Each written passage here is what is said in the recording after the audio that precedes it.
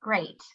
And I wanted to give a special thank you to our sponsors today. Bank of America has made this series possible so that we're able to bring experts directly to business owners and operators like today's presentation.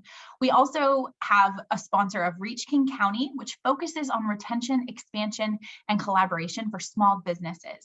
If you're interested in connecting with Reach King County, please send us a message or visit the Seattle Metro Chamber of Commerce website. And lastly, Business Health Trust is our event partner. So I'm the executive director for Business Health Trust, and we've been just thrilled to be able to produce these webinars throughout the pandemic and now into the summer and fall. So with that, I wanted to invite our wonderful speaker, Deborah Urbanik, to join me. Hi, Deb. How are you? Hi there. I'm doing great, thanks. How are you? I'm doing well. Well, I will turn it over to you to walk us through the slides, and I'll pop back on when we have some interaction kind of moments throughout your presentation. That sounds great. Thanks so much. I'll get us started. And while I'm bringing up the slides, first of all, I want to say a big hello from the Northeast to the Northwest. I'm actually talking to you today from my office here in New Hampshire, and very, very happy to be with you. And couldn't be more engaged and dedicated to the topic that we're going to be sharing today. And I thought I would share with you a little bit about why I do free seminars and free webinars on the topic of mental health in the workplace. And I actually have been a culture consultant for many years. And in my consulting work, I actually had the opportunity to go all over the world. I've talked to over 2,000 employees. And I really realized through this work that while we were having a tremendous focus on understanding employee engagement and a person's willingness to give their discretionary effort, the magic that really happens at work, the goodness and what creates growth and innovation is really what happens in the spaces between people at work. And so I really put time and effort and energy into recreating models where we could be studying employee interactions and connections. And at the same time, in my personal life, I have a daughter who's now 24, who went through very significant mental health challenges. She has persistent depression and anxiety, OCD, and at times had suicidal ideation. So it was a tremendous journey that the two of us went on together. And I found that as I learned and connected in the field of mental health, I found an opportunity to engage with an organization called the National Alliance on Mental Illness. And I am now a board member there. And I actually run at the weekly support group for adults caring for adults with mental health challenges. And the training and the expertise that they brought into my life was just incredible. And it has truly influenced what you're going to hear today. So I wanted to share with you, I'm coming to share this from a perspective of a culture advisor, but also from the perspective of someone with lived experience and background and a tremendous mental health advocate. So thank you for joining. And I'm excited to bring some key things to you today. And one is a realization as organizations about the fact that we do have a country where mental health challenges are on the rise. And so it's hard for us to deny that we could possibly have employees that are facing these challenges. So that is something that I want us to realize and talk through. And then I'm going to talk a little bit about the powerful role of belonging in mental health support.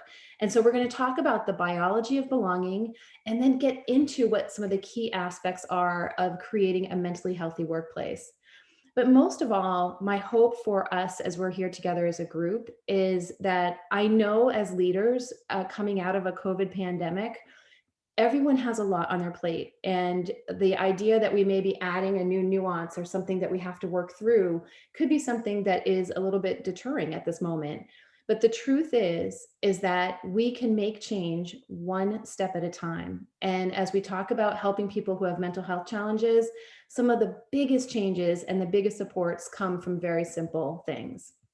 So I'm going to start with some data. We're going to ground ourselves in some numbers to start out and just to get an understanding of what's happening out there across the country when it comes to people's mental health. And this is a look at a CDC study of US adults that are 18 and over.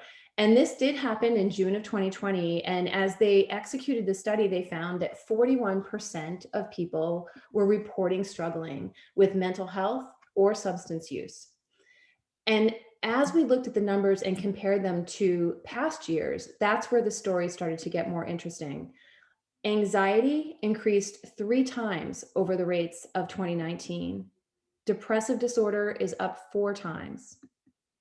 Trauma and stress-related symptoms are up 26%. So we're seeing a big increase, not only in people experiencing trauma for the first time, but what's happening is people who have had trauma in their lives in the past, the conditions of COVID, the tensions that are being felt out in society have re-triggered past traumas. So we're seeing an uptick in people who are having to deal with that.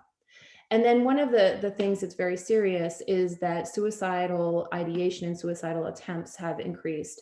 And as business leaders, one of the things we have to keep in mind is that as the younger generation is coming in, that generation is particularly vulnerable to this. So we want to make sure that we are versed in mental health and have an awareness of it. I also did some work with Qualtrics in August of 2020. And in the work and study that I did, it was a survey of 1,000 US employees. Just to validate these numbers, our numbers came back and 56% of the 1,000 participants actually self-identified as being treated for one or more mental health issues. So how's Washington doing? So I went in, and there's a great report, which I will send to all of you as a follow-up. It's called The State of Mental Health in America. And this is the 2021 version of the report. And in this study, they really focus in weighing mental health aspects across the states and helping the states to understand how they're doing compared to other states. So what we found for Washington is that Washington does have a high prevalence of mental illness. And as we look at the categories, what that means is that we have a lot of people who are self-identifying as struggling with mental health challenges or substance use disorder. And these numbers that we're looking at that puts you ranked 47 out of 51 states is that we have a high prevalence of substance use and mental illness. And we need to think about the fact that this may be telling us that we have challenges, and we are, when we look at our other states within the US, we are in a little bit tougher of a position, but that doesn't mean that we can't come out of this by taking some steps and starting to change some of our behaviors in the way we interact. This also looks systematically at the offerings that are provided. So do we have unmet need as well within the state? And so if we look at the adults, if we just isolate the adults in the state of Washington, we do see that we have some challenges still. We're not in the red, but we're in the orange. So we're 39 out of 51 here. But this also is taking into consideration people with any mental illness, but substance use disorder, but also in this part of the report, they are weighing in things like people who are uninsured, people who are having unmet needs, etc. So as we look at data, data is powerful, and it helps us to understand that we do have some statistics behind us. But the truth is what we're here to talk about today is that we're in a tough place, but we do have this. We've got this. And it's really up to us to start to thinking and being mindful and changing our own behaviors so that we can start to make positive change. So to do that, I'm going to actually go in and do some storytelling with you. And I'm going to share a story of a gentleman named Miguel. And Miguel's story is actually a compilation of many different stories about mental illness. And I want to share that as I go through, I'm going to talk about a couple of different leaders, and I invite you to listen and perhaps note some of the things you hear that the leaders do well with Miguel and some of the things that maybe didn't go so well, because we're going to chat about that right when we come out of this story. And I'll share with you, this story is about 5 minutes. So just sit back and listen and take a few notes, and then we'll come back together and have just a brief conversation or chat conversation about it. So Miguel has been struggling with mental health challenges since he was a teenager. He was diagnosed with depression, but only after his mother, who's a single mom, went through tons and tons of analysis, going through all kinds of medical tests to try to figure out why her boy was always tired and why he wouldn't be eating well or sleeping well. And when the doctor sat down with Miguel's mom and Miguel and said, I really believe this is mental illness, Miguel will never forget the look on mom's face. Mom was terrified. And on the car ride home, mom said, Miguel, we'll get through this together, but let's not tell anyone what's going on. In that moment, that began stigma with Miguel. Miguel had that sense that I can't talk about my mental illness. It's something to be ashamed of, and I have to hide it. But he and his mom did take the journey, and he went on medication and he got therapy and he went through school and he graduated and got a degree, and he went to work at a small company and he started to succeed. Miguel was able to use his techniques that he learned from his therapist, and really be able to engage with people and keep his depression and anxiety at bay. And a big part of the reason he was able to do so well is he had this boss named Gina. Now, right from day one, when Miguel met Gina, Gina was wide open and accepting. She made him feel like he was welcome. Gina did things with her team that he hadn't experienced in the past. Things like inviting them to be curious, so that she would bring in special speakers to help them understand how they serve other areas of the company. She would actually be vulnerable herself. When things started to go a little bit off track, she'd be like, I don't know exactly how we need to fix this. Let's talk about this as a team. What do you guys think?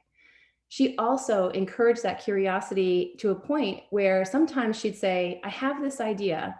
Guys, challenge me on that. Let me know if that's something that you agree with, or from your experience, we think we can do better.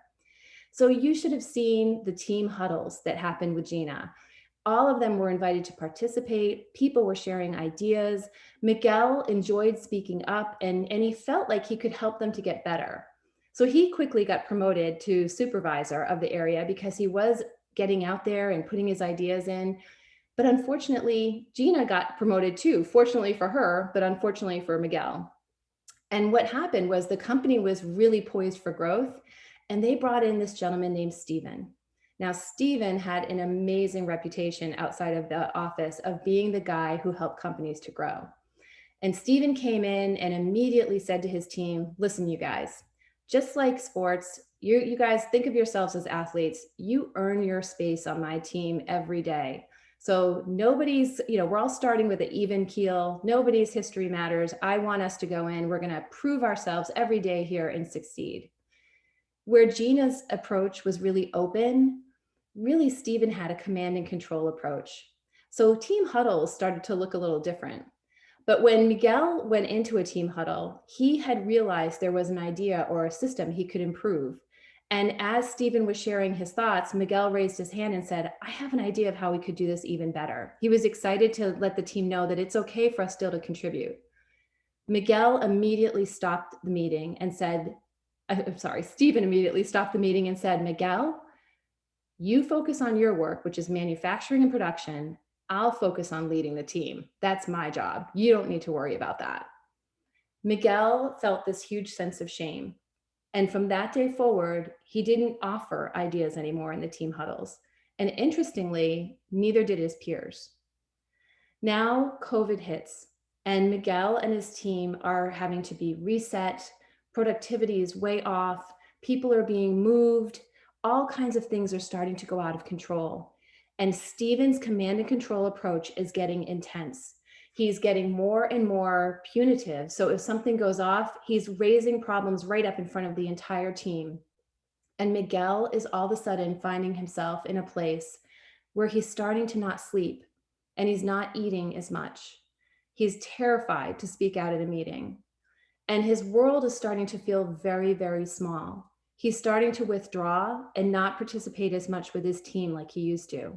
No more creative ideas, no more being the one that everyone comes to. Miguel's starting to pull away. Now, Miguel, because he's a supervisor, every quarter has to present how things are going. And this quarter, he's been asked by Stephen to be the one who sort of leads everyone and makes a great example.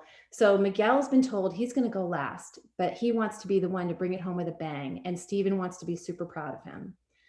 So Miguel goes into the meeting and he's nervous as can be. He watches as the group starts to share their results.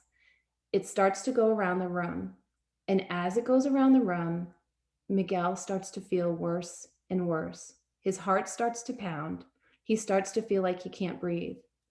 It's getting closer now. That's only 2 people away. Miguel's heart is hammering so hard, he swears the person next to him can hear it. And suddenly he is overcome by terror and he feels like, I have to get out. I can't breathe. I have to get out. So he stands up and says, I don't feel well, and walks out of the room. Miguel has never had a panic attack before, but that's what just happened to him. But he has no idea what's happening to his body. On shaky legs, he goes out to the parking garage and sits down, trying to figure out, my God, what is happening to me? I'm not myself. This doesn't make sense. But Stephen is furious. Stephen put Miguel out there for the first time, and Miguel walked out of his meeting. And that's after Miguel has stopped talking in his huddles. Miguel has stopped being open with his peers. Miguel's not sharing any ideas. So Stephen says, that's it. This guy's disrespectful. He's not paying attention. He's not doing a good job. His productivity is way off. And he's been late a couple times. I'm putting him on a performance improvement plan. So I'm going to stop our story there and let's chat for a minute. Something happened here, and I want to ask you, if you're willing, just throw into chat, what is Stephen's opinion of Miguel? Just use a few words to describe, what does Stephen, if someone said, hey, Stephen, what do you think of Miguel? What would Stephen be saying? And Sari, if you don't mind, if you see some words coming in, that would be great.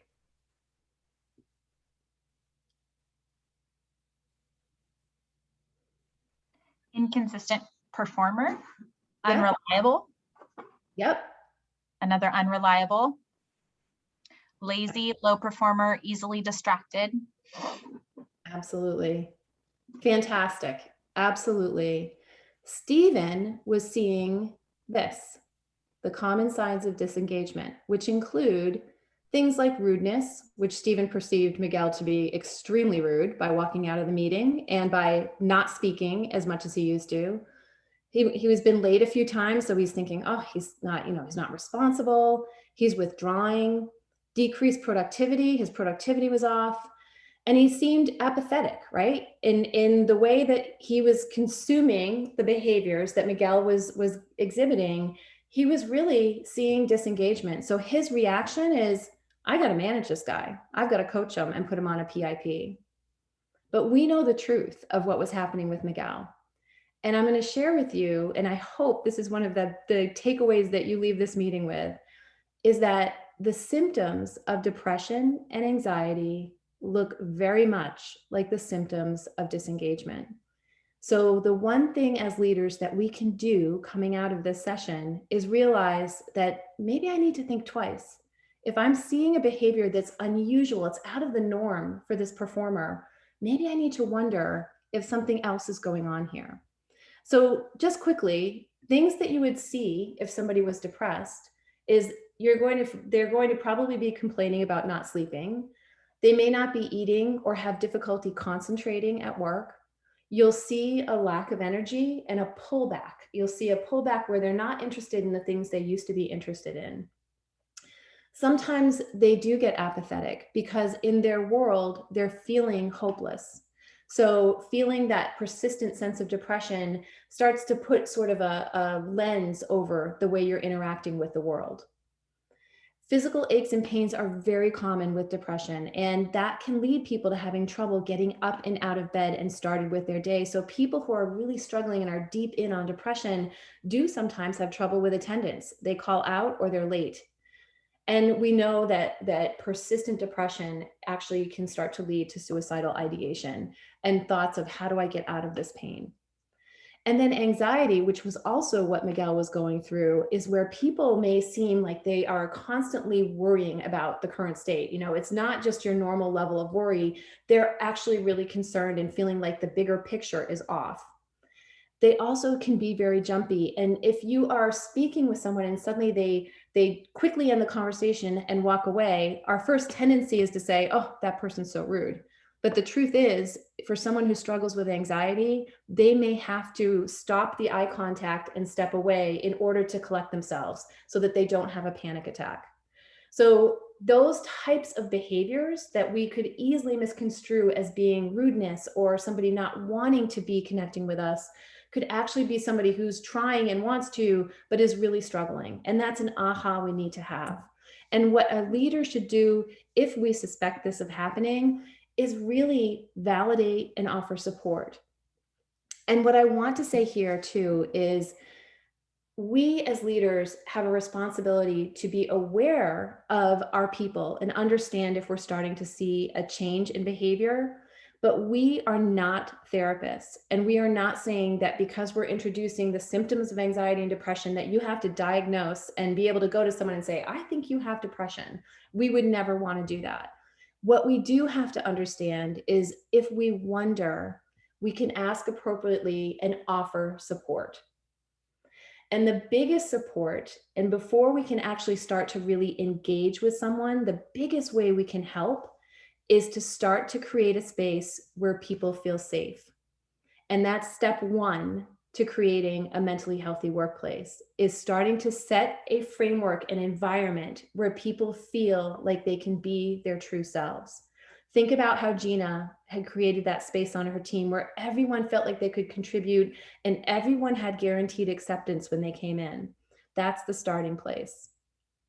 So I'm going to jump in and go and keep going. I just want to take a quick question, Sari, just to see, is there any burning questions or am I good to just keep rolling? We're good to keep going. Great, thank you. So I want to talk a little bit about why belonging is the starting place. So belonging is something that we all crave, even though we may say, I'm confident, I feel great, I can walk into any room and get along with everyone. The truth is that human nature is hardwired to seek belonging, and we want to belong to our communities. And at work, we have community. Work itself is a large community of people coming together. And our teams are actually forms of micro communities. We are people who are interested in common attitudes. We have common interests. We have common objectives as we're trying to work together to achieve our organizational goals. So honestly, as we think about belonging and we think about community, we have to think about our teams as a form of community as well. And know that human beings are hardwired to want to belong to community. And I'm going to share with you that that is something we can't escape because that came back from when we were Neanderthals. When we were outside of a community in ancient times, that meant that we didn't have shelter, we didn't have food, we didn't have protection. So for us, not belonging to community was a life or death situation. And so our brains, back in our ancient minds, we got hardwired this need to belong, this need to feel secure and fit in. And the reason that this is so important to understand is because when we sense a lack of community and a lack of belonging, it triggers our amygdala, it triggers our fear response. And when the amygdala is triggered, it releases cortisol across our brains. And what cortisol does is it takes that great energy that's in our frontal lobe, where we're innovating and we're thinking of processes and we're getting work done. And it takes that energy and pulls it back to the fear response to say, I've got to protect myself. So think about that with Miguel's situation.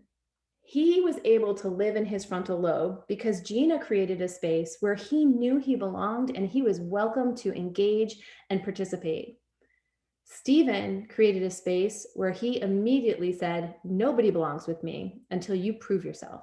So he immediately removed community and said, you're on your own. You prove it to me and then I'll let you in. So that's a very different dynamic and a very simple shift that we as leaders can be mindful of as we're having people join our teams. Are we given that unconditional welcome? And of course, we're going to be performance managing as people grow and we're going to have expectations, but that's part of helping to make sure people understand how we as a community, a team community, work and succeed. So even though our brains have evolved over time, we are all constantly scanning for belonging cues. So we come into a new group and immediately our brain is searching for belonging cues to say, am I being accepted here? And I want to spend a minute on some of those belonging cues with you. And I think for most of you, these are going to be very familiar. So I'll go quickly through them. But belonging cues are things like, am I feeling connected physically? Am I feeling a sense of proximity to the people I want to connect with? Are people making eye contact with me? Are they leaning in and engaging? Mimicry means I understand behaviors. I can observe behaviors that are successful. So, for example, with our Neanderthal ancestors, I would want to see that the leader gets to eat first and understand that for me to be accepted and not get kicked out of this group, I have to let that leader eat first. So we learn the behaviors that make the team successful. For us in businesses, our purpose and values create an amazing framework for us to create mimicry and show people what the right behaviors are for us to fit in and relieve a little bit of that unease about how we should be behaving. Body language, as we all know, am I open or am I closed? Like you saw Steven's image, that man walked around with his arm closed all the time because it was all about his agenda and he did not want to have any other input. Our vocal pitch means that we're following along and we're expressing interest in mimicking people's tones so they know that we're engaged with them. And the fact that we're giving attention and inclusion. So what that means from ancient times would be, am I invited to participate in the hunt? Am I a value add contributor to the group? So when all of these things are present, then you send signals that I'm safe here. But I want you to think, if you look at some of these attributes, I had a leader that I worked with who managed a sales organization. And that person was so dynamic. That person made great eye contact, always had open body language, leaned in, had great energy, and really engaged the people that she was with.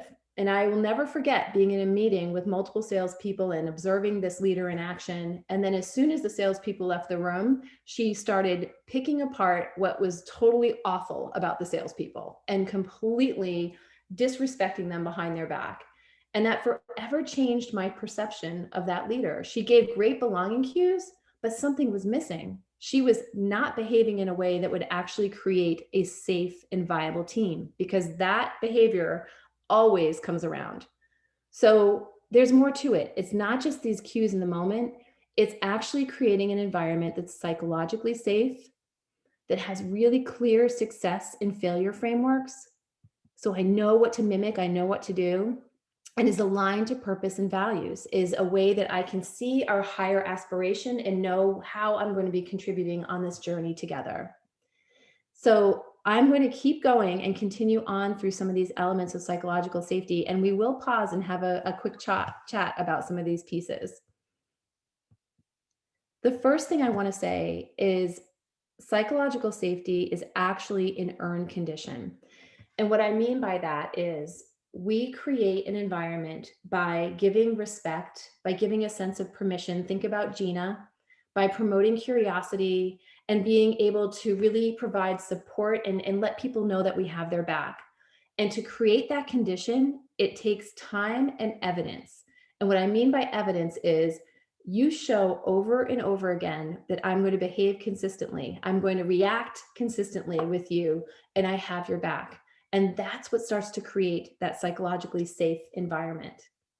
So I'm going to break it down even further, and I'm going to refer to this great model. There's Dr. Timothy Clark has a model from his book, The 4 Stages of Psychological Safety. And this model is something that is so helpful. And I think not only does it help us in business, but if you think about how you connect with others in your life, even from a family perspective, peer groups that you're in, it's really helpful. And the model proposes that belonging is the gateway to psychological safety. You cannot, as we mentioned, and think about the brain we were talking about, you cannot get someone to engage effectively unless they have resolved that issue of, am I accepted here or not? Once that belonging gateway has been achieved, you would be able to move up and have things like that learner safety. And what learner safety means is it's okay for me to be curious. It's okay for me to ask questions. It is a great thing that I want to keep learning and improving so I can make my team better and better. And that is achieved by having a leader like Gina, who brings in experts and encourages questions and does all those great things. And once we've achieved that learner safety, the next level up is safety to contribute. If you remember, Gina invited everyone at the team meetings to ask their questions and represent, and Stephen stifled participation. We want to be, when we create psychological safety, letting people know that they are okay to represent, they are okay to get out there in front of the world and show that they lead out on the team. And then the highest level of psychological safety that we can achieve is that safety to challenge. And that's where we saw Gina would allow people, she'd actually say the words, hey guys, challenge me on this. Let me know if I'm heading in the right direction. And Stephen said, don't you dare challenge me. Basically, I got this. My job is to figure stuff out. Your job is just to do the tasks. So what the thing that is really important to know as we look at this model is that, as I said, this is earned over time, and it's earned by the continuous representation, the continuous execution of good interactions with people, of positive interactions. But it's also really easy to lose. Stephen lost Miguel in one moment by embarrassing him in front of his team and not having his back. So we have to be mindful of how we're reacting to things as we go through and build towards this model. So I have just a couple things. And in this part, I just want you to self-reflect a little bit. If you have something that you can take notes on, just start to think about, when is the last time I articulated belonging to my team? When is the last time I said, guys, you are such an important part of this work, and you are so, I couldn't have the team I had without you. And do you create hurdles to acceptance? I mean, many of us come in, and as we start to manage, we want people to prove themselves. And that is something that we do want people to achieve, but are we creating a hurdle to people perceiving acceptance? And that's something we might need to question ourselves on. The other thing I want to think about as it comes to learner safety is, are you encouraging curiosity, or when people question you, does it feel almost like a threat to your authority?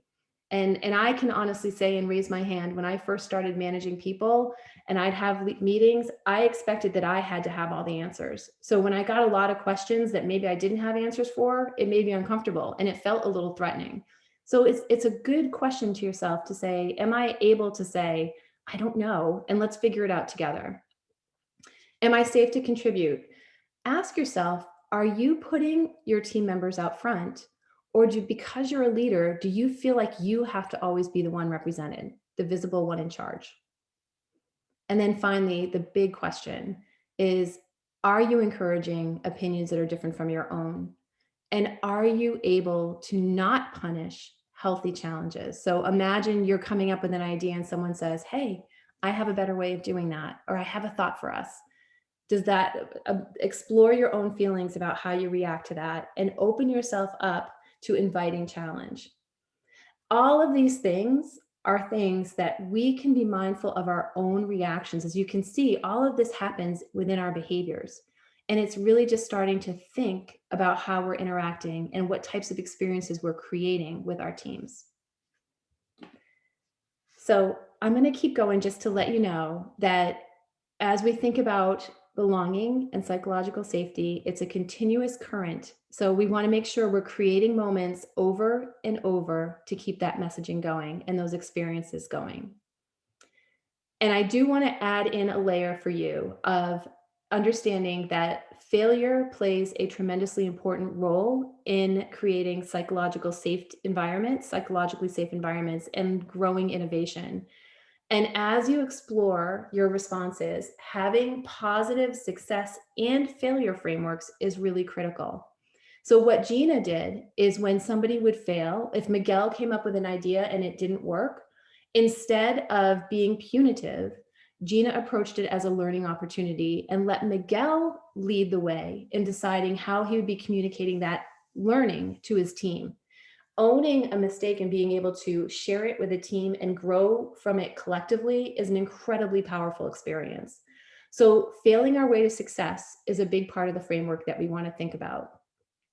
And this is from Amy Edmondson, who wrote the Fearless Organization, and shared, psychological safety is really that foundational belief that the formal nor informal consequence of interpersonal risks, like asking for help or admitting a failure, will be punitive. So I put myself out there. I know even if I fall, I'm going to be helped to be picked up and not kicked when I'm down. And then I just wanted to come to a place where of understanding around purpose and values. And I mentioned mimicry. And this is a very powerful opportunity for us as leaders to make sure that as we create that ongoing current of connection, our purpose and values come to life as the behaviors that will help us to succeed. So, like the Neanderthals being able to shape the framework and understand how I can stay in this community, if we recognize and appreciate using our behaviors as our values as our behaviors, it's hugely powerful and it gives good clarity. If you imagine somebody who has anxiety or OCD, giving them a framework where they know what success looks like and how to contribute in a positive way is so powerful, because OCD, if you go off, if you make a mistake, you are extremely sensitive to feedback. So just to bring us around full circle, we talked about the fact that in order to help Miguel that creation of an environment of psychological safety was hugely powerful. So I'm safe to be my authentic self, to contribute and grow. Miguel also, with Gina, had positive success and failure frameworks. He saw over and over how Gina helped to pick people up. And that let him know that he was safe to take personal risk and be a positive contributor. And that alignment to shared values showed how I can bring my personal skills within a framework that is helping us all to succeed together. And when we do these three elements together, we create an environment of what we call at D. Whitney Consulting, inspired human connection. We're creating human connection that is mentally healthy, but it also really is authentically diverse. We are valuing human beings for what they are. So we're really fueling diversity, as well as many of you, if you're in manufacturing, might be thinking about agile transformations. And agile is built on having employees who speak their thoughts and share their ideas. So inspired human connection supports growing to an agile organization as well. So we're talking about mental health, but we have so many other benefits when we can bring these practices into play.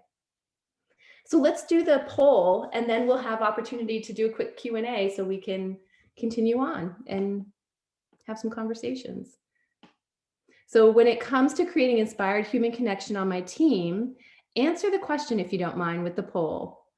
Do you have a long way to go? Are you maybe doing about 20% of these things? Are you actually doing pretty well and maybe 80% of the things that we talked about today? Or are you already a master? And we'll give you a couple minutes to let that get filled out.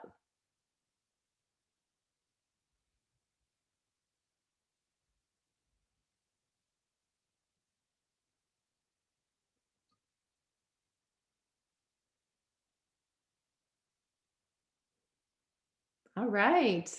So that looks good. So you guys are you have a good start. You're practicing about 80% of the elements. So let's go in and move into the Q&A, and we can talk a little bit. I would love to hear from people who are maybe at 80% and saying, what is the area that you need to reach for? Like, what is the big things that you need to still accomplish that maybe you weren't doing before? So one of the questions that someone had is, if so many are impacted by mental illness right now, how do you balance the needs of employees and the business if a large amount of employees can't perform? I think first of all, we do have a large instance of it. And I think the important thing to keep in mind is we as leaders, we do have objectives to accomplish. So we will keep people moving along the pathways. And what we need to do by creating psychological safety is understand that we're creating an environment where people are going to come in and be able to be open and honest about their conditions. So the likelihood is, as you start to build that environment, you will start to have people that open up. But what happens is when people open up, you engage in a system that is a interactive methodology that you're going to use to resolve it. So what I'm saying is, when somebody opens up and shares a mental health situation, you're going to be starting an interactive process with that person to help them to stay on the best path, which, if they are being treated by a doctor and they have professional supporting documentation, it could be a formal accommodation, which could be a schedule update. It could be as simple as every Wednesday I need to have therapy at noon, so I'm going to take lunch privately. So there's the big message is there's small steps, small interventions that people usually need in order to succeed from a perspective professionally. So you're not going to be getting hit if we have a lot of mental health challenges. The likelihood is you're not going to have half your team stand up and say, I need to work from home from this point forward. What is more likely is you're going to have people coming to you and saying, on Wednesday, I need to start at 10 and I'll work till 7 because I have therapy in the morning and I need to adjust. So mental health typically is small adjustments to existing plans that are made. So I don't foresee it as something that you would be assuming is going to disrupt your entire workforce. So as you're talking about some of the ideas, if someone does need accommodations and that flexibility, if you're promoting those ideas and suggestions and working with the individual, but the individual is not putting those in place and starts to shut down, how would you suggest bring them back to that and deal with that situation? Absolutely. So, assuming we have somebody who has come to us and has disclosed, they've said, I have depression and anxiety, and I need to have an accommodation, and we put a plan in place. This is important to know when you have an interactive process in an accommodation process with someone. And again, please, accommodation sounds like such a big formal word. It's often small adjustments that we're making that are not always having to be formal. It could be an informal agreement that you make with your employee. But it is not a one and done. It is an ongoing relationship that you're creating with this employee, and you are deciding together your positive success frameworks so that you understand what is it going to look like going forward? How will we know we're succeeding? How will we know if we're off track? And we're going to meet regularly to discuss our progress and how we're doing. So an accommodation is usually it's not always a long-term adjustment. It is often a short-term adjustment to help someone get through a depth of depression or a particular need in treatment. A very common accommodation is around people having medication shifts. So perhaps I'm on a new depression medication. It's making me feel really sick. My doctor has said I should probably work these hours instead until I get level set. So I also want to say in past webinars, people have said, well, what if I think someone has a mental health condition? Does that mean I have to stop performance management because I suspect it? And the truth is that there is an accountability, there's an onus, and this is a big part of opening the dialogue and as a leader being more open to mental health conversations is we need to create a space where people can advocate for themselves.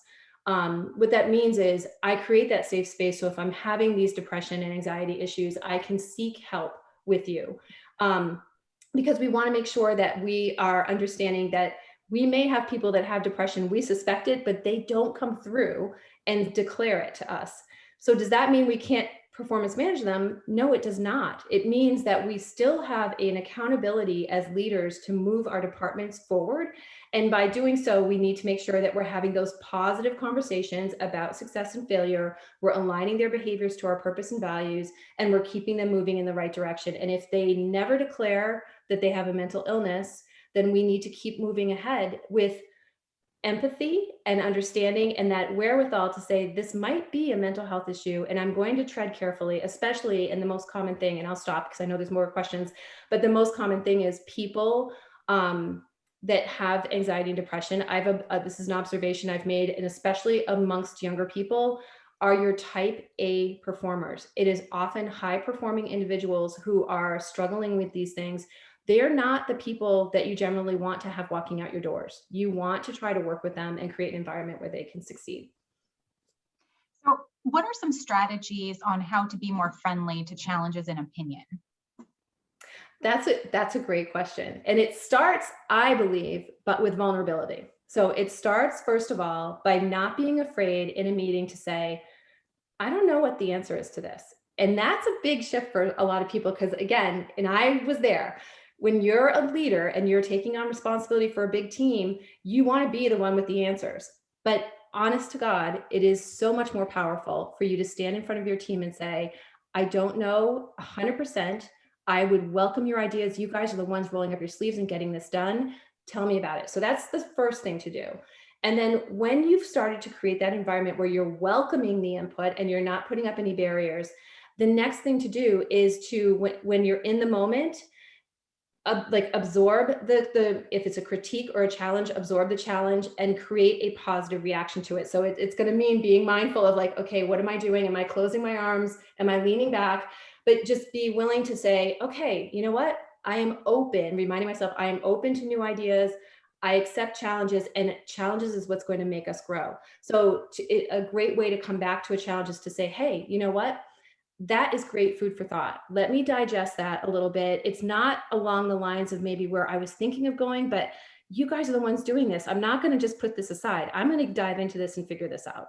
So you're really creating a positive response. And I would encourage you, as you really get masterful at creating an environment of healthy challenge, that you start recognizing those challengers. You start recognizing if you have somebody who shifts your way of thinking and it creates a positive outcome, you celebrate that loud and clear, because that's what's going to show people. That's that proof I was talking about earlier, is I really do this. I walk my talk. I mean it. Yeah, one of the comments from one of our listeners today, he says, it's a bit simplistic, but I've been taught to develop an environment where you treat all people as an asset versus a liability. There's so much more to do, but it's a good place to start. Thank you, George, for that comment. Very helpful. That's a wonderful comment. And can I just add just a thought with that? Dr. Timothy Cook, who does the 4 stages of psychological safety, when he talks about belonging, he talks about belonging as belonging is granted, and it's granted 100% of the time. The only exception that you would ever hold back belonging is if somebody is threatening to hurt you. But every other instance, you immediately are making people feel like you are in. You're an asset, as you said. You're not a liability. Belonging is granted. I really like that phrase. Thank you. So one other question / comment, could you talk a little bit more about,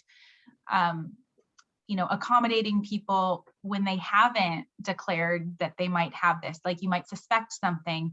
And the comment is, shouldn't we be working for, accommodating, again, scary, bigger word, right? Folks' mental health, whether they have a mental illness or not. This idea that people need a diagnosis to have accommodation seems a little iffy. First of all, I love what you're saying.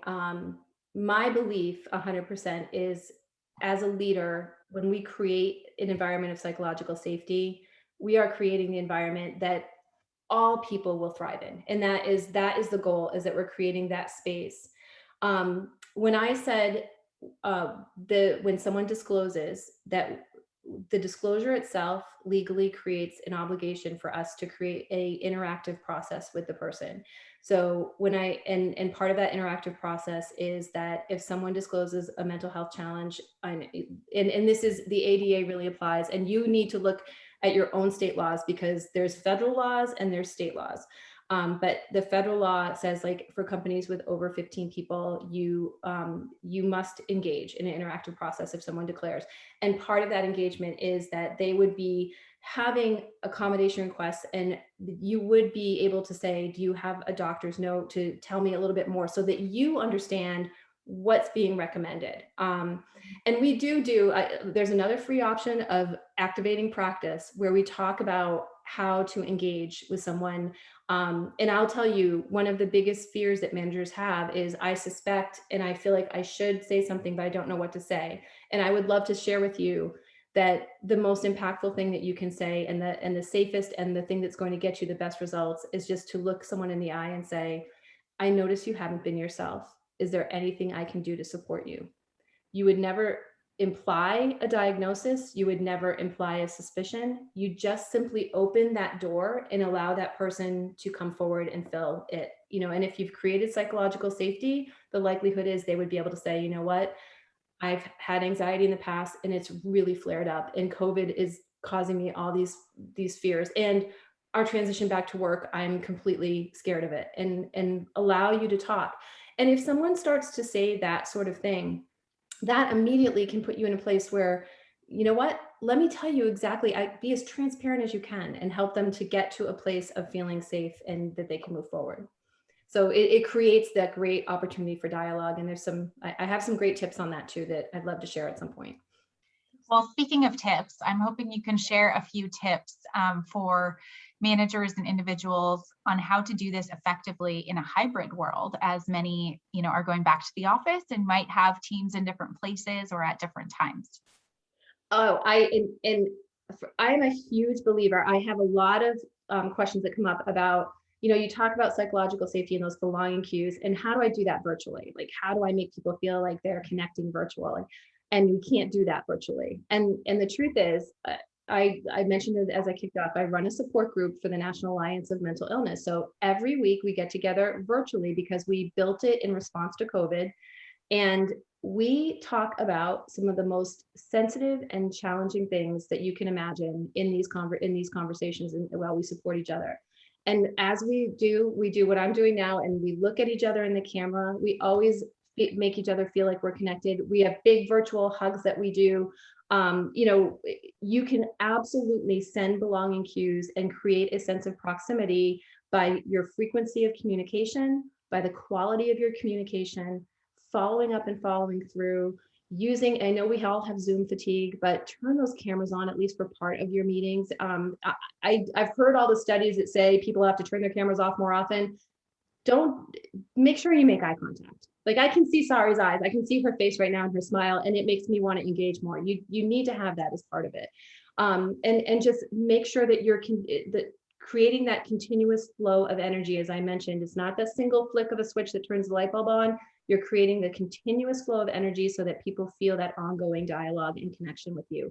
You can do that whether you're in the office together, if you're in like a remote situation, or I work with people over in China and I have great connections with them. You just have to put in the time and the energy and build that place of connection. Yeah, and with the Zoom fatigue, one of the things I've been doing is hiding my self view, so I don't look at myself all day long in all these meetings. So I wonder how many other people are now doing that, so that you can still engage, but also feel like you're not staring in the mirror all day, which can be a little weird sometimes. It's so true. And when we do a lot of workshops too, we actually will take a piece of the workshop and turn all our cameras off and stretch. We'll just get up and stretch, turn your cameras off, refresh. Because yes, you do want to stop having your face in your own face. That is a challenge. But you do want to enjoy looking at other people's faces. Yes.